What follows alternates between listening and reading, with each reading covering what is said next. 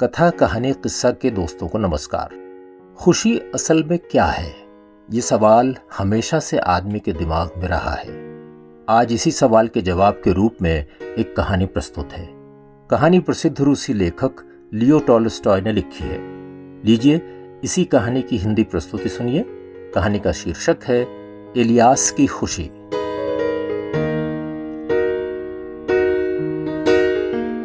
रूस के ऊफा इलाके में इलियास नाम का एक आदमी रहता था।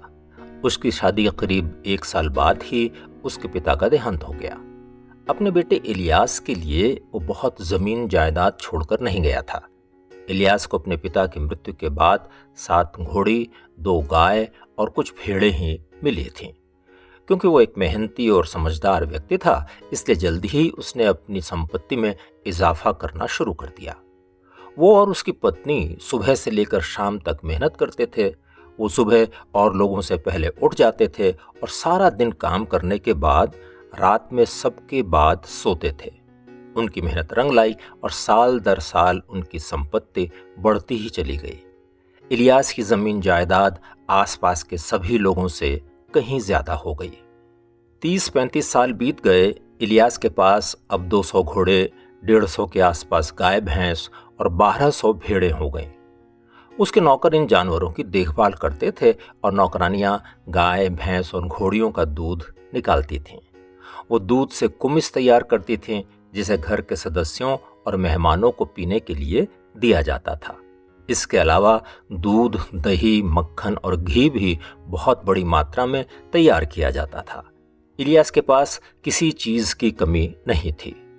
उस पूरे इलाके में लोग उसे ईर्ष्या की नजरों से देखते थे। वो उसके बारे में कहते, इलियास किस्मत का धनी है, उसके पास सब कुछ भरपूर है। इस दुनिया में उससे सुखी भला और कौन होगा।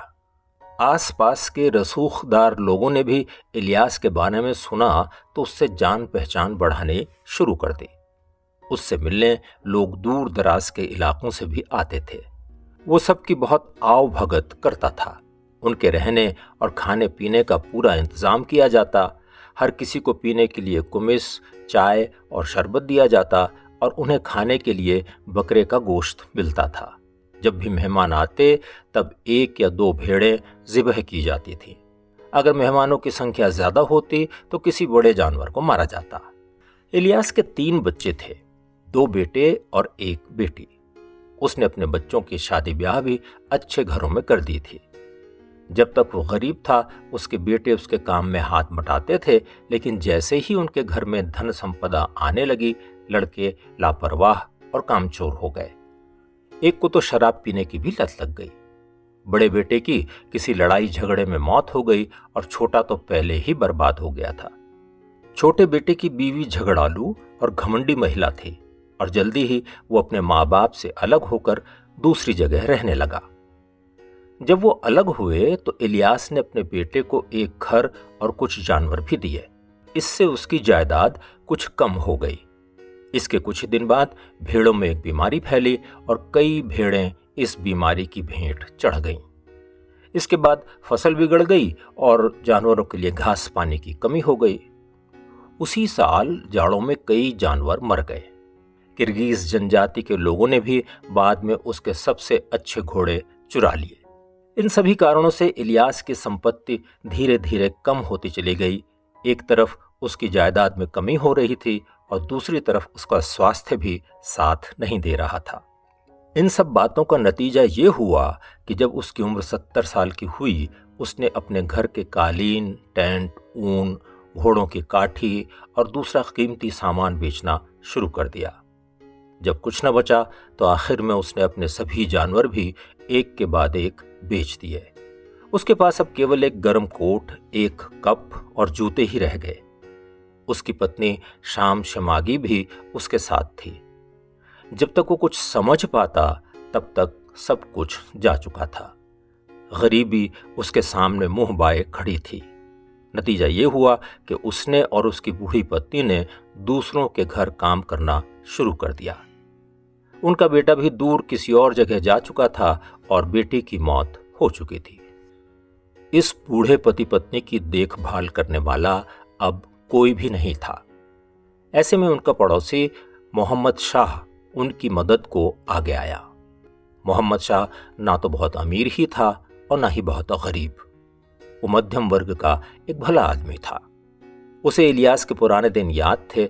उस पर दया दिखाते हुए मोहम्मद शाह ने कहा, इलियास, चलो अब तुम और तुम्हारी पत्नी मेरे साथ रहना शुरू कर दो। अब गर्मियों में तुमसे जितना भी हो सकेगा उतना मेरे तरबूज के खेतों में काम कर लेना। सर्दियों में मेरे जानवरों को घास भूसा खिला दिया करना। शाम शमागी मेरी गायों और घोड़ियों का दूध निकाल लेगी और कुमिस तैयार कर दिया करेगी। अपने खाने कपड़े की चिंता तुम मत करो, किसी और चीज की भी जरूरत होगी तो मुझे बताना, मिल जाएगी। इलियास ने अपने पड़ोसी का शुक्रिया अदा किया और अपनी बीवी के साथ वो मोहम्मद शाह के यहाँ मजदूर की तरह काम करने लगा। शुरू में तो उन लोगों को मेहनत का काम करने में परेशानी हुई, लेकिन धीरे धीरे उन्हें इसकी आदत हो गई। जितनी उनके अंदर ताकत बची थी उतनी मेहनत से वो काम करने लगे। मोहम्मद शाह के लिए तो ये लोग वरदान साबित हुए। एक तो उन्हें सभी कामों के बारे में पता था और दूसरे वो आलसी नहीं थे। उनमें पहले जैसी क्षमता तो नहीं थी, लेकिन उनसे जितना भी हो सकता था उतना काम वो ईमानदारी से करते थे। मोहम्मद शाह को उनकी यह हालत देखकर बुरा भी लगता था। वो सोचता था कि किस्मत भी कहां से कहां पहुंचा देती है। एक दिन बहुत दूर से मोहम्मद शाह के कुछ रिश्तेदार और एक मुल्ला जी उसके घर आए। मोहम्मद शाह ने इलियास से कहा कि एक भेड़ को पकड़कर ले आए और उसे मार दे। इलियास ने भेड़ का गोश्त साफ करके उसे मसालों के साथ उबाला और मेहमानों के सामने रख दिया। मेहमान खाने पीने के बाद कुमिस का मजा ले रहे थे। जब ये सभी मेहमान मोहम्मद शाह के साथ कालीन पर बैठे हुए गपशप कर रहे थे, तभी उधर से इलियास गुजरा। उसका काम अब खत्म हो चुका था।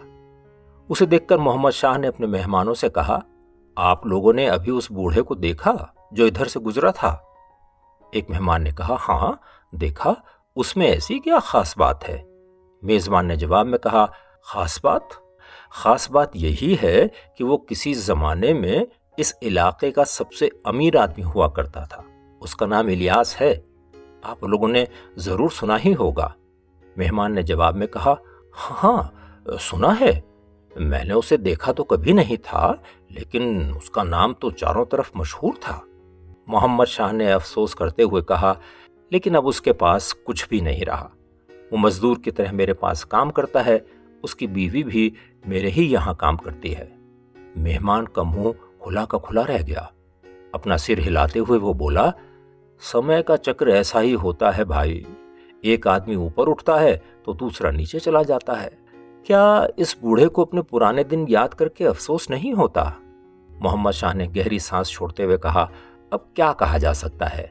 वो बेचारा शांति से रहता है, अपना काम करता है। एक मेहमान ने पूछा, क्या मैं उससे बात कर सकता हूं? मैं उसकी जिंदगी के बारे में कुछ पूछना चाहता हूं। मोहम्मद शाह ने कहा, हाँ, क्यों नहीं। ऐसा कहकर उसने अपनी बालकनी से इलियास को आवाज लगाकर कहा, बाबे जरा यहां आना, अपनी बीवी को भी लाना, हम साथ बैठकर कुमिस पिएंगे। कुछ ही देर में इलियास अपनी पत्नी के साथ उस कमरे में पहुंच गया। मेहमानों के साथ दुआ सलाम करने के बाद वो दरवाजे के पास ही बैठ गया। उसकी बीवी पर्दे के पीछे मोहम्मद शाह की पत्नी के पास बैठी। इलियास को भी कुमिस पीने को दी गई। एक मेहमान इलियास को देखकर बोला, दादा हमें देखकर आप कुछ दुखी तो हुए होंगे। आपको अपनी अमीरी वाले पुराने दिन याद आ रहे होंगे। आज के ऐसे दिन देखकर आप दुखी तो जरूर होंगे। इलियास मुस्कुराया और बोला, अगर मैं आपको दुर्भाग्य और खुशी के बारे में अपने ख्यालात बताऊं तो आप उस पर यकीन नहीं करेंगे। बेहतर यही होगा कि आप मेरी बीवी से इसके बारे में पूछें। वो एक औरत है, इसलिए उसके दिल में जो होगा वही उसकी जुबान पर आ जाएगा। वही आपको पूरी सच्चाई बता सकती है। पर्दे की तरफ मुड़ते हुए मेहमान ने इलियास की पत्नी से पूछा, अच्छा दादी आप ही बताओ, आपका जीवन खुशहाल था लेकिन अब ऐसा नहीं है। अपनी बदकिस्मती के बारे में आप क्या सोचती हो?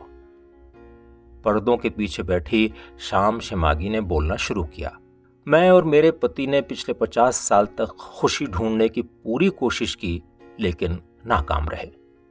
पिछले 2 साल से हमारे पास कुछ भी नहीं है और हम मजदूरों की तरह काम कर रहे हैं, लेकिन हमारे जीवन की सबसे ज्यादा खुशी वाले यही 2 साल रहे। इतना आनंद हमें कभी नहीं मिला। हमें इससे ज्यादा और कुछ चाहिए भी नहीं। मेहमान और मोहम्मद शाह आश्चर्य में पड़ गए। मोहम्मद शाह ने उठकर पर्दे के पीछे झांका ताकि वो शाम शमागी के चेहरे को अच्छी तरह देख सके। वो अपने हाथ बांधे खड़ी थी और मुस्कुराकर अपने पति की तरफ देख रही थी। इलियास भी उसे देखकर मुस्कुरा रहा था। बूढ़ी महिला ने कहा, मैं जो कुछ कह रही हूं वो सच है। मेहमान ने कहा, लेकिन इस हालात में आप खुश कैसे हैं? वो मुस्कुराई और बोली, जब हम अमीर थे तब हम लोग बहुत व्यस्त थे। हमारे पास इतनी उलझनें थीं कि हमें एक दूसरे के साथ बैठकर बात करने का समय भी नहीं मिलता था। ना हम अपने बारे में सोच पाते थे और ना ही भगवान की प्रार्थना कर पाते थे। हम इस बात पर भी चिंतित हो जाते थे कि हमारे मेहमान आ रहे हैं, अब हम उन्हें क्या खिलाएंगे, उन्हें क्या तोहफे देंगे। कहीं ऐसा ना हो यहां से जाने के बाद वो हमारे बारे में बातें बनाएं। उनके जाने के बाद हमारी चिंता मजदूरों को लेकर हो जाती थी। मजदूरों की कोशिश होती थी कि कम से कम काम किया जाए और अच्छा से अच्छा खाना उन्हें मिले। हम सोचते थे कि कैसे कम से कम पैसे में उनसे अधिक काम ले लिया जाए। भेड़िए हमारी भेड़ों को न खा जाएं या लोग हमारे घोड़ों को न चुरा लें, इसका डर भी हमेशा बना रहता था। हम रात रात भर उठे रहते थे और चौकीदारी करते रहते थे।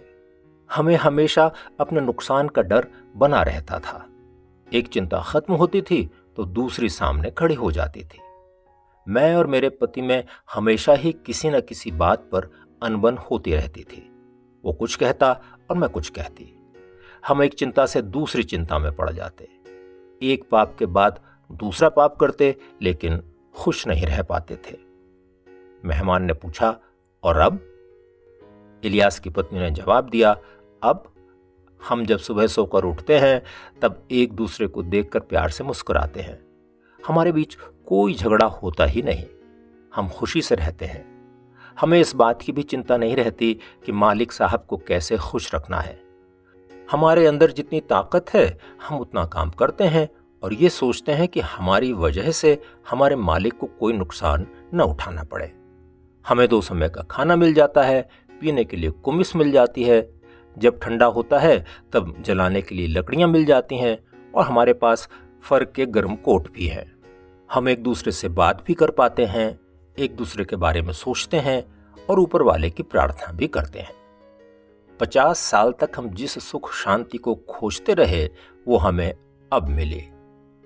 ये बातें सुनकर मेहमान हंसने लगे, लेकिन इलियास ने कहा, दोस्तों हंसो मत, ये मजाक नहीं है, यही जीवन की सच्चाई है।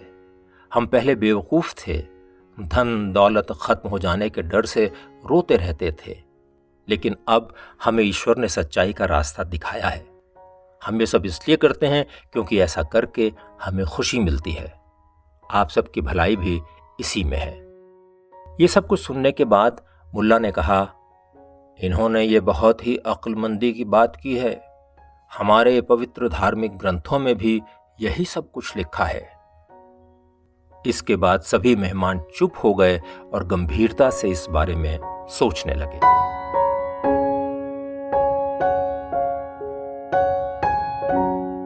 इलियास की खुशी।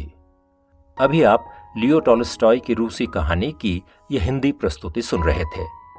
कहानी अगर आपको अच्छी लगी हो तो इसे लाइक करें, शेयर करें और हमारे इस चैनल को सब्सक्राइब भी करें। जल्दी मिलते हैं एक और कहानी के साथ। नमस्कार।